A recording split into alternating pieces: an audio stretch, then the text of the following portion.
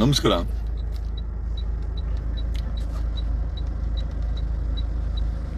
ರಾಜ್ಯದಲ್ಲಿ ನಾನಾ ವಿಚಾರಗಳಲ್ಲಿ ಜನ ಪ್ರಶ್ನೆ ಮಾಡ್ತಾರೆ. ಬಟ್ ಎಲ್ಲಿ ಪ್ರಶ್ನೆ ಮಾಡಬೇಕೋ ಅಲ್ಲಿ ಜನ ಮತ್ತೆ ಸಮಾಜದಲ್ಲಿರುವಂತ ಐ ಥಿಂಕ್ ವಿರೋಧ ಪಕ್ಷದವರು ಪ್ರಶ್ನೆ ಮಾಡಲ್ಲ. ನೇರವಾಗಿ ವಿಚಾರಕ್ಕೆ ಬರ್ತೀನಿ. ಗೆದ್ದು ಬಂದಂತ ಯಾವುದೇ ಸರ್ಕಾರ ಆಗಿರ್ಬೋದು, ಮುಖ್ಯಮಂತ್ರಿಗಳಾಗಿರ್ಬೋದು, ಸಮುದಾಯಗಳ ಜೊತೆ ನಿಂತ್ಕೊಬೇಕು, ಕನ್ನಡಿಗರ ಜೊತೆ ನಿಂತ್ಕೊಬೇಕು. ವಿಚಾರ ಕನ್ನಡ ಚಿತ್ರರಂಗ ಬಂದ್ರೆ ಕನ್ನಡ ಚಿತ್ರರಂಗದ ಜೊತೆಲೂ ನಿಂತ್ಕೊಳ್ಬೇಕಾಗತ್ತೆ. ಕಾರಣ ವೆರಿ ಸಿಂಪಲ್. ಇವತ್ತು ಶಿವಣ್ಣ ಅವರು ನೋಡಿದೆ. I think dance Karnataka dance ಅಲ್ಲಿ ಶಿವಣ್ಣ ಅವರ ಮಿಸ್ಸಸ್ ಒಂದು ಮಾತು ಹೇಳ್ತಾರೆ. ಶಿವಣ್ಣ ಅಮೆರಿಕ ಹೋಗ್ತಾ ಇದ್ದಾರೆ, ಅಲ್ಲಿ ಅವರ ಆರೋಗ್ಯದ ಒಂದು ವಿಚಾರವಾಗಿ ಒಂದು ಆಪರೇಷನ್ ನಡೆಯುತ್ತೆ, ಸ್ವಲ್ಪ ದಿವಸ ಅಲ್ಲೇ ಇರ್ತಾರೆ ಅಂತ ಕೇಳಿ ನಮಗೆಲ್ಲ ಶಾಕ್ ಆಯ್ತು. ಏನಾಗ್ತಾ ಇದೆ ಕನ್ನಡ ಚಿತ್ರರಂಗಕ್ಕೆ? ಮನೆ ನೋಡಿದ್ರೆ ಗುರು ಸತ್ತೋದ, ಗುರುಪ್ರಸಾದ್ ಸತ್ತೋದ, ಇರೋನೊಬ್ಬ ದರ್ಶನ್ ಜೈಲ್ ಸೇರಿದ್ದಾನೆ. ಹಿಂಗ ನಡೀತಾ ಇತ್ತು. ಅವ್ನ ದರ್ಶನ್ ಹೋಗಿ ಅಲ್ಲಿ ಜೈಲ್ ಸೇರಿದ್ದಾನೆ. ಇನ್ನ ಶಿವಣ್ಣ ನೋಡಿದ್ರೆ ಆಪರೇಷನ್ ಅಂತ ಇದ್ದಾರೆ. ಪುನೀತ್ ರಾಜ್ಕುಮಾರ್ ಅವರು ಇದ್ದಕ್ಕಿದ್ದಂಗೆ ತೀರಿ ಹೋದ್ರು. ನಮ್ಮ ಪ್ರಶ್ನೆ ಏನಪ್ಪಾ ಅಂತಂದ್ರೆ, ಲೈಫಲ್ಲಿ ಸರ್ಕಾರಗಳು, ಗೆದ್ದು ಬಂದಂತ ಸರ್ಕಾರಗಳು ಜನಗಳ ಜೊತೆ ಒಂದೇ ಅಲ್ಲ, ಚಿತ್ರರಂಗ ಜೊತೆನೂ ನಿಂತ್ಕೊಳ್ಬೇಕು. ಅಕಸ್ಮಾತ್ ಇವತ್ತು ಶಿವಣ್ಣ ಆರ್ಥಿಕವಾಗಿ ಚೆನ್ನಾಗಿದ್ದಾರೆ, ಅಮೆರಿಕ ಹೋಗ್ತಾ ಇದ್ದಾರೆ, ಆಪರೇಷನ್ ಮಾಡಿಸ್ಕೊಂಡು ಒಳ್ಳೇದಾಗ್ಲಿ, ಅವ್ರಿಗೆ ವಾಪಸ್ ಬರ್ತಾರೆ. ಸಣ್ಣ ಪುಟ್ಟ ನಟರು ನಟಿಯರ ಗತಿ ಏನಾಗಬೇಕು? ಸೊ ಈ ಎಲ್ಲಾ ವಿಚಾರ ಮಾಡ್ತಾ ಗೆದ್ದು ಬಂದಂತ ಯಾವುದೇ ಸರ್ಕಾರ ಅಥವಾ ಮುಖ್ಯಮಂತ್ರಿಗಳು ಕನ್ನಡ ಚಿತ್ರರಂಗವನ್ನ ಐ ಥಿಂಕ್ ಸಪೋರ್ಟ್ ಮಾಡೋದ್ರಲ್ಲಿ ವರ್ಕೆ ಮಾಡಿಲ್ಲ ಅಂತ ನನಗನ್ಸುತ್ತೆ. ಬೊಮ್ಮಾಯಿ ವಿಚಾರಕ್ಕೆ ಬರೋದಾದ್ರೆ, ಬಸವರಾಜ ಬೊಮ್ಮಾಯಿ ಎಕ್ಸ್ ಸಿಎಂ ಬಸವರಾಜ ಬೊಮ್ಮಾಯಿಗೆ ಚಿತ್ರರಂಗದ ಒಡನಾಟ ಇತ್ತು. ಬಟ್ ಆದ್ರೆ ಯಾರಿಗೂ ಎಲ್ಪ್ ಮಾಡಿದಂತೂ ನಾನಂತೂ ಕೇಳ್ಪಟ್ಟಿಲ್ಲ. ಊಟ ಆಯ್ತು. ಬಸವರಾಜ ಬೊಮ್ಮಾಯಿ ಅವರ ವಿಚಾರಕ್ಕೆ ಬಂದ್ರೆ, ಚಿತ್ರರಂಗದ ಜೊತೆ ಅವರ ಒಡನಾಟ ಇಟ್ಟು ಅಂತ ಕೇಳ್ಪಟ್ಟೆ. ಯಾವ ರೀತಿ ಒಡನಾಟ? ನಿಮ್ಮ ಹೂವಿಗೆ ಬಿಟ್ಟಿದ್ದು. ಯಾರೋ ಕೆಲವರು ಪರ್ಸನಲ್ ಆಗಿ ಬಸವರಾಜ ಬೊಮ್ಮಾಯಿ, ಎಕ್ಸ್ ಸಿಎಂ ಬಸವರಾಜ ಬೊಮ್ಮಾಯಿಂದ ಐ ಥಿಂಕ್ ಸಪೋರ್ಟ್ ತಗೊಳ್ಳಿರ್ಬೋದು. ಬಟ್ ಯಾವುದೇ ಕಾರಣಕ್ಕೂ ಚಿತ್ರರಂಗಕ್ಕೆ ಬಸವರಾಜ ಬೊಮ್ಮಾಯಿ ಅಂತ ಎಕ್ಸ್ ಸಿಎಂ ಇಂದ ಏನು ಉಪಯೋಗ ಆಗಿಲ್ಲ. ನಾನು ವಿಡಿಯೋದಲ್ಲಿ ಕೇಳ್ಪಟ್ಟಿದ್ದು, ಐ ಥಿಂಕ್ ಸುದೀಪ್ ಹೇಳ್ತಾರೆ, ಇಲ್ಲ ನನಗೆ ಕಷ್ಟದ ಸಮಯದಲ್ಲಿ ಬಸವರಾಜ ಬೊಮ್ಮಾಯಿ ಎಲ್ಪ್ ಮಾಡಿದ್ರು ಅಂತ ಸುದೀಪ್ ಹೇಳ್ತಾರೆ. ಇಡೀ ಚಿತ್ರರಂಗದಲ್ಲಿ ಒಬ್ಬ ಸುದೀಪ್ ಅವ್ರಿಗೆ ಬಸವರಾಜ ಬೊಮ್ಮಾಯಿ ಎಲ್ಪ್ ಮಾಡಿದ್ರೆ ಮಿಕ್ಕ ಚಿತ್ರರಂಗದ ಗತಿ ಏನಾಗಬೇಕು? ಸೊ ಈ ಚಿತ್ರರಂಗವನ್ನ ಊಟ ಆಯ್ತು. ಈ ಚಿತ್ರರಂಗದಲ್ಲಿ ಚಿತ್ರರಂಗದ ಅಭಿವೃದ್ಧಿಯನ್ನ ಅಥವಾ ಕನ್ನಡ ಚಿತ್ರರಂಗದ ಅಭಿವೃದ್ಧಿಯನ್ನ ಗೆದ್ದು ಬಂದ ಸರ್ಕಾರಗಳು ಮತ್ತೆ ಸಂಬಂಧಪಟ್ಟ ಸಿಎಂಗಳು ಮಾಡಬೇಕು. ಮಾಡಿಲ್ಲ ಅಂತಂದ್ರೆ ನೋಡ, ಮೊನ್ನೆ ಅನ್ಯಾಯವಾಗಿ ಗುರು ನೇಣಾಕಂಡ್ ಸತ್ತೋದ. ಇವನ್ನ ವಿಚಾರಕ್ಕೆ ಬರೋದಾದ್ರೆ, ಬಸವರಾಜ ಬೊಮ್ಮಾಯಿ ಚಿತ್ರರಂಗ ಜೊತೆ ಸಿಕ್ಕಾಪಟ್ಟೆ ಒಡನಾಟ ಇಟ್ಟು ಅಂತ ಕೇಳ್ಪಟ್ವಿ. ಯಾರೋ ಒಬ್ರು ಸುದೀಪ್ ಅವರು ನನಗೆ ಸಹಾಯ ಮಾಡಿದ್ರು ಅಂತಂದ್ರು. ನನಗೆ ಇನ್ನೊಬ್ರು ಯಾರೋ ಹೇಳಿದ್ರು ಸುದೀಪ್ ಜೊತೆನಲ್ಲಿ ರಚಿತಾ ರಾಮ್ ಅವರು ಸಹ ಬಸವರಾಜ ಬೊಮ್ಮಾಯಿ ಅವರಿಂದ ಸಹಾಯ ಪಡೆದಿದ್ದಾರೆ ಅಂತಂದ್ರು. ಗೊತ್ತಿಲ್ಲ, ಕ್ವಶನ್ ಮಾರ್ಕ್. ಬಟ್ ಸುದೀಪ್ ಅವರು ಧಾರಾಳವಾಗಿ ಅವರೇ ಹೇಳಿದ್ರು, ಎಸ್ ಬಸವರಾಜ ಬೊಮ್ಮಾಯಿ ಅವರು, ಎಕ್ಸ್ ಸಿಎಂ ಬಸವರಾಜ ಬೊಮ್ಮಾಯಿ ಅವರು ನನಗೆ ಹೆಲ್ಪ್ ಮಾಡಿದ್ದಾರೆ ಅಂತ. ಸೊ ಸುದೀಪ್ ಅವ್ರದ್ದು ಕನ್ಫರ್ಮ್ ಆಯ್ತು. ನನ್ಗೆ ಯಾರೋ ಹೇಳಿದ್ರು ರಚಿತಾ ರಾಮ್ ಅವ್ರಿಗೂ ಸಹ ಬಸವರಾಜ ಬೊಮ್ಮಾಯಿ ಹೆಲ್ಪ್ ಮಾಡಿದ್ದಾರೆ ಅಥವಾ ಅವ್ರ ಜೊತೆನಲ್ಲಿ ನಿಂತ್ಕೊಂಡಿದ್ದಾರೆ ಅಂತ ಯಾರೋ ನನ್ಗಂದ್ರು. ಗೊತ್ತಿಲ್ಲ ಎಷ್ಟು ಮಟ್ಟಿಗೆ.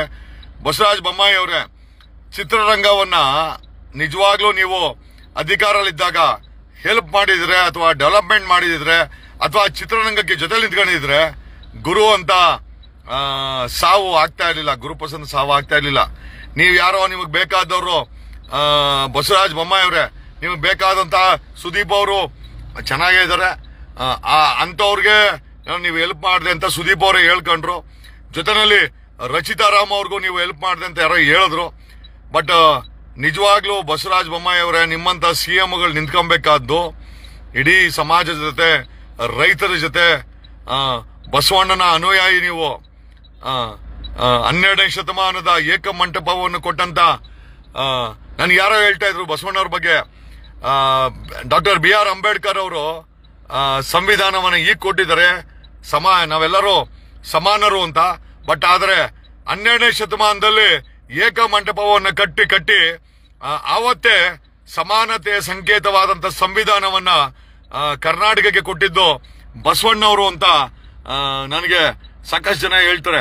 ಅಂದ್ರೆ ಇವತ್ತು ನಾವು ಏಕತೆಯನ್ನ ಸಂವಿಧಾನದ ಮೂಲಕ ಏನ್ ಕಾಣ್ತಾ ಇದೀವಿ, ಆ ಏಕತೆಯನ್ನ 12ನೇ ಶತಮಾನದಲ್ಲಿ ಐ ಥಿಂಕ್ ಅಂದಿನ ಬಸವೇಶ್ವರರು ಅಥವಾ ಬಸವಣ್ಣನವರು ನಮಗ್ ಕೊಟ್ಟಿದ್ರು. ನಿಜವಾಗ್ಲೂ ನಮ್ಗೆಲ್ಲ ಹೆಮ್ಮೆ ಆಗುತ್ತೆ. ಇಂಥ ಮಣ್ಣಲ್ಲಿ ಬಸವಣ್ಣವರು ಹುಟ್ಟಿದಂತ ಮಣ್ಣಲ್ಲಿ ನಾವು ಹುಟ್ಟಿದೀವಿ. ಆದ್ರೆ ಬಸವಣ್ಣನ ಏನು ಅನುಯಾದಿಯಾದಂತ ಈ ಬಸವರಾಜ ಬೊಮ್ಮಾಯಿ ಮೊನ್ನೆ ನೋಡಿ ಮಗನನ್ನ ಹೀನಾಯವಾಗಿ ಸೋಲ್ಸಿದ್ರು. ಈ ಅಪ್ಪ CM ಆಗಿದ್ದ ಕೆಲಸ ಮಾಡಿದ್ರೆ ಮಗನನ್ನ ಯಾಕೆ ಸೋಲ್ಸ್ತಾ ಇದ್ರು ಜನ? ಅಂದ್ರೆ ಬರೀ ಅಧಿಕಾರ ಇದ್ದಾಗ ಯಾರೋ ಕೆಲವ್ರಿಗೆ ಎಲ್ಪ್ ಮಾಡ್ಕೊಂಡು ಅವರಿಂದ ಎಲ್ಪ್ ತಗೊಂಡಂತ ಬಸವರಾಜ ಬೊಮ್ಮಾಯಿಯನ್ನ, ಅವ್ರ ಮಗನನ್ನ ಹೀನಾಯವಾಗಿ ಮೊನ್ನೆ ಶಿಗ್ಗಾವಿ ಜನ ಸೋಲ್ಸಿದ್ದಾರೆ. ರೀ ಬಸವರಾಜ ಬೊಮ್ಮಾಯಿ ಅವರೇ, ನಿಮ್ ತಂದೆ ಅವರು ಮಾಜಿ ಮುಖ್ಯಮಂತ್ರಿಗಳು, ನೀವು ಮುಖ್ಯಮಂತ್ರಿಗಳು. ಬರೀ ಮುಖ್ಯಮಂತ್ರಿಯಾಗಿ ಹೆಸರಿಗೆ XCM ಅನ್ಕೊಳೋದಲ್ಲ, ಕೆಲ್ಸನೂ ಮಾಡ್ಬೇಕ್ರಿ. ನಿಜವಾಗ್ಲೂ ನೀವು ಕೆಲಸ ಮಾಡಿದ್ರೆ ಜನ ನಿಮ್ ಮಗನನ್ನ ಗೆಲ್ಸಿರೋರು. ಇವತ್ತು ದೊಡ್ಡದಾಗಿ ಹೇಳ್ತೀರಾ ಅಲ್ಲ, ಇವತ್ತು ಆ ಪ್ರತಿಭಟನೆಗಳಾಗಿರ್ಬೋದು, ನೀವೇನ್ ಮಾಡ್ತಾ ಇದ್ದೀರಾ ಅದೆಲ್ಲ ನಿಮ್ಮ ಸರ್ಕಾರ ಇದ್ದಾಗೆಲ್ಲ ಬಗೆಹರಿಸಬಹುದಾಗಿತ್ತಲ್ಲ. ಒಟ್ಟಲ್ಲಿ ಒಂದಂತೂ ನಿಜ, ನೀವು ಅಧಿಕಾರಕ್ಕೆ ಬಂದಾಗ ಬರೀ ಭ್ರಷ್ಟಾಚಾರ ಬಿಟ್ರೆ ಬರೇನೂ ಆಗಿಲ್ಲ. ಬಟ್ ಆದ್ರೆ ಬೇರೆ ಯಾರನ್ನ ಅಧಿಕಾರಕ್ಕಿದ್ರೆ ಬೆಳಗ್ಗೆ ಏನಾದ್ರು ಕೊಲ್ಮಿ ಇಕ್ತೀರಾ. ಒಟ್ಟಲ್ಲಿ ಜನಗಳನ್ನ ಡೈವರ್ಟ್ ಮಾಡದೆ ನಿಮ್ಮ ಕೆಲಸ ಆಗಿದೆ ಅಂತ ನನಗನ್ನಿಸ್ತಾ ಇದೆ.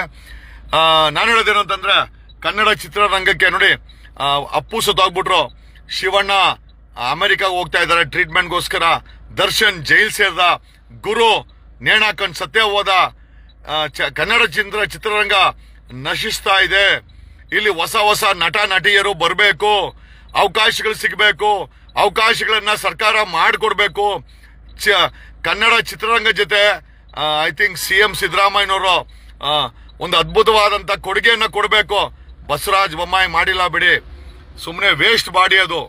ಒಬ್ಬ ವ್ಯಕ್ತಿ ಬೆಳಗ್ಗೆ ಎದ್ರೆ ಮಠಕ್ಕೂ ಹೋಗೋದು, ದೇವಸ್ಥಾನಕ್ಕೆ ಹೋಗೋದು, ಸಾಯಂಕಾಲ ಸಿನಿ ರಂಗದ ಕೆಲವ್ರ ಜೊತೆ ಆರಾಮಾಗಿರೋ ಅಂತ ಬಸವರಾಜ ಬೊಮ್ಮಾಯಿಗೆ ಶಿಗ್ಗಾವಿ ಜನ ಅವ್ರ ಮಗನನ್ನ ಸೋಲಿಸಿ ಒಳ್ಳೆ ಪಾಠ ಕಲಿಸಿದ್ದಾರೆ. ಇಂಥ ಪಾಠನ ಪ್ರತಿಯೊಬ್ಬ ಅಹಮಿರೋ ವ್ಯಕ್ತಿಗೆ, ಅಧಿಕಾರಿಗಳಿಗೆ, ರಾಜಕಾರಣಿಗಳಿಗೆ ಬುದ್ಧಿ ಕಲಿಸಬೇಕು ಅಂತ ಹೇಳುತ್ತಾ, ಯಾರೋ ಬಸವರಾಜ ಬೊಮ್ಮಾಯಿ ಅವರೇ, ಯಾರೋ ಚೆನ್ನಾಗಿರುವಂತ ಸುದೀಪ್ ಅವ್ರಿಗಾಗಿರ್ಬೋದು, ರಚಿತಾ ರಾಮ್ ಅಂತ ಅವ್ರಿಗಾಗಿರ್ಬೋದು, ನೀವು ಪರ್ಸನಲ್ ಆಗಿ ಹೆಲ್ಪ್ ಮಾಡಿ ಸಾಧನೆ ಮಾಡಿದಿನ. ಒಬ್ಬ CM ಆಗಿದ್ದಾಗ ಕನ್ನಡ ಚಿತ್ರರಂಗದ ಬಗ್ಗೆ ಕಿಂಚಿತ್ ಆದ್ರೂ ಕಾಳಜಿ ಇದ್ದಿದ್ರೆ ಮೋಸ್ಟ್ಲಿ ಕನ್ನಡ ಚಿತ್ರರಂಗಕ್ಕೆ ಗತಿ ಬರ್ತಾ ಇರ್ಲಿಲ್ಲ. ಸುಮ್ನೆ ಹೆಸರಿಗೆ CMಗಳಾಗಿ ನೀವು ನಿಮ್ಮ ಪರ್ಸನಲ್ ಎಂಜಾಯ್ ಮಾಡಿದ್ರೆ ಹೊರತು ಬೇರೆ ಏನೋ ಮಾಡಿಲ್ಲ ಅಂತ ಹೇಳ್ತಾ ಈ ಲೈವ್ ಅನ್ನ ಮುಗಿಸ್ತಾ ಇದ್ದೀನಿ. ವೀಕ್ಷಕರೇ, ನಾನು 2 days ಇರೋದಿಲ್ಲ. I won't be there in Karnataka for 2 days. I will be in Delhi. Okay, CBI director ಮತ್ತೆ enforcement director plus Arvind Kejriwal ಭೇಟಿ ಮಾಡಬೇಕಾಗಿದೆ. ಜೊತೆನಲ್ಲಿ ನನ್ನ ಬಾರ್ ಕೌನ್ಸಿಲ್ದು ಏನೋ ಕೇಸ್ ಇದೆ 14ನೇ ತಾರೀಕು. ಈ 4 ಅಟೆಂಡ್ ಮಾಡ್ಕೊಂಡು I will be back on 14th night. But ಏನೇ ಆಗ್ಲಿ, ಯಾರೋ ಕೆಲವರಿಗೆ ಹೆಲ್ಪ್ ಮಾಡಿ ಬಸವರಾಜ ಬೊಮ್ಮಾಯಿ ಅಂತವರು ಅವರು ತಮ್ಮ ಮೀಸೆ ತಿರುಗೋದ್ ಬದಲು ನಿಜವಾಗ್ಲೂ ಕನ್ನಡ ಚಿತ್ರರಂಗಕ್ಕೆ ಬಸವರಾಜ ಬೊಮ್ಮಾಯಿ ಅಂತವರು ಕೊಡುಗೆ ಕೊಡಬೇಕಾಗಿತ್ತು.